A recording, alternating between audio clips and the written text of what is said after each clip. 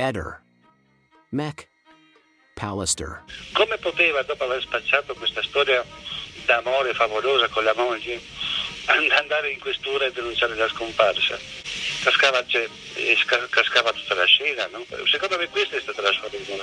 Tutto lì, a mio parere, sai, per l'amor di Dio. Poi adesso ecco, guarda, che qualcuno diceva, ma non è che Covalero avrà visto Liliana quel martedì 14, no? Insomma, ci sono i tabulati telefonici, voglio dire, non compaiono chiamate tra me e lei, non compaiono messaggi tra me e lei. No? Come faccio a sapere che Liliana, io non sapevo neanche che Sebastiano aveva questa che affidava i coltelli, che gli andava a consigliare il martedì.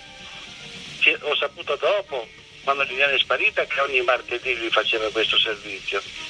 Cosa potevo fare? Andare ogni mattina in fondo a via Damiano Chiesa, aspettare se Liliana spuntava, sì e no? Covalate o cavolate, in questo dialogo telefonico di qualche tempo fa tenuto col nostro canale, Fulvio Covalero ci dice di non sapere assolutamente che Sebastiano arrota coltelli. Ecco un mio post di Facebook del 23 giugno 2021. Se ricevere in regalo i coltelli che Sebastiano affilava era una prova d'amore, potrei dire che Liliana amava anche me, come ho fatto a non accorgermene.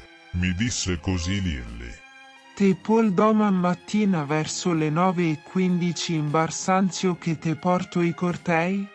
Circa una decina te regalo tutti. Chissà per quale ragione Fulvio Covalero nascondeva di sapere dell'attività di Sebastiano. Ovviamente quando Liliana gli ha detto che gli avrebbe portato i coltelli, non è normale farsi portare 10 coltelli, Fulvio Covalero avrà sicuramente chiesto come faceva lei a avere a disposizione tutti questi coltelli. Quindi se Covalero non aspettava Liliana, come non sapeva che Sebastiano rotasse coltelli, siamo proprio messi bene. Tra l'altro, come avete sentito in questo audio, Liliana dà appuntamento a Covalero proprio nella zona in cui scompare e guarda caso in un orario compatibile con quello in cui scompare.